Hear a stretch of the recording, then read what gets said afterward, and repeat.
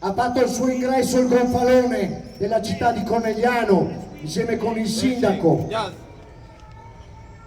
Il vessillo della sezione di Conegliano decorato di 4 medaglie d'oro. Stanno a significare il valore della gente del CIMA, il valore degli uomini che ogni giorno vivificano 17 municipalità e oggi costituiscono la forza di questa sezione. 30 gruppi, oltre 5.200 soci. Allora abbiamo reso l'onore ed ora tutti riposo!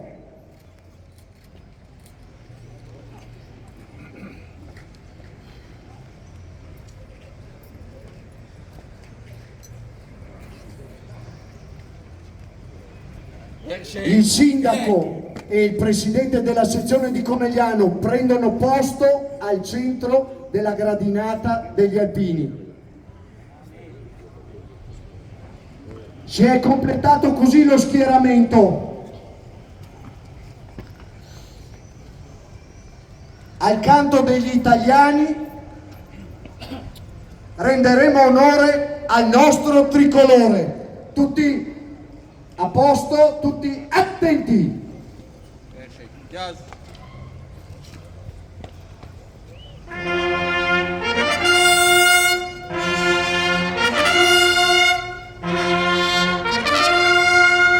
Alza bandiera.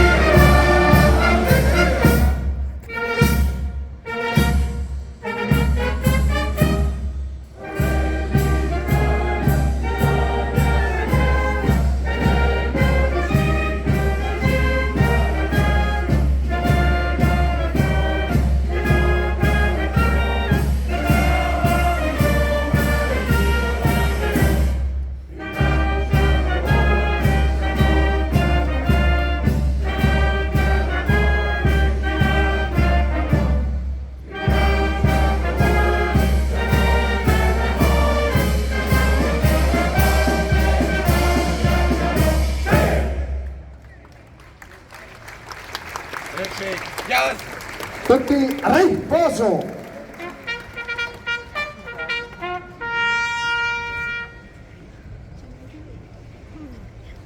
Per noi è una mattinata tutta